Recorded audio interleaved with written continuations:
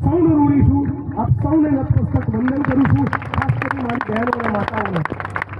આજે બરાબર 12ના કઠોરે દુનિયા થાય ને વળી તમને પીલું ગામ પહોંચવું પડે એવું છે. એટલે માઇક ઝૂંટવીને લઈ લીધું છે, મને કોઈએ આપ્યું નથી ને ખેંચી જ લીધું છે.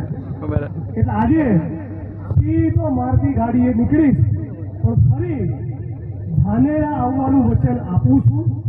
ધાનેરામાં સર્વ સમાજનો એક લોક દરબાર કરવો છે, જેથી દલિત સમાજની સર્વ સમાજના જે પણ પ્રશ્નો હોય, રોડ, રસ્તો, ગટર, વીજળી, પાણી, શિક્ષણ, આરોગ્ય, રોજગાર, ખેતીની જમીનના, ઘરનો પ્લોટ, સ્મશાન ભૂમિ, શિષ્યવૃત્તિ, પાણી, વીજળી, જે પણ પ્રશ્નો હોય એની સમગ્ર ધાનેરાની જનતા રજૂઆત કરી છે.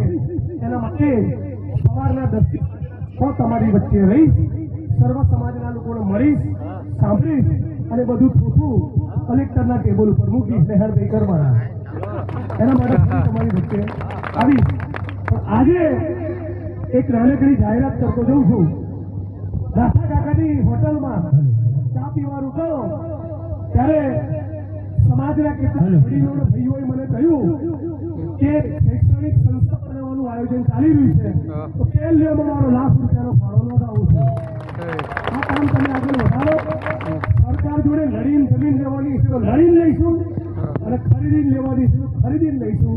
પણ મહેરબાની કરીને આ સંસ્થાઓમાંથી ભણીને જે તલાટી, શિક્ષક, મામલતદારના, પોલીસના કર્મચારી થાય પાછા ભૂલી ના જતા કે આપણે દાડિયા છીએ. આપણો ભાઈ આજે પણ સફાઈ કામદાર તરીકે કામ કરે છે અને અત્યાચાર, અન્યાયનો ભોગ બને છે, એ પાછા ભૂલી ના જતા. એવા સરકારી કર્મચારીઓ પહેલા થાય એવી આશા અપેક્ષા રાખું છું. ફરી એક જગમાલભાઈને મારા સેલ્યુટ, મારા અભિનંદન.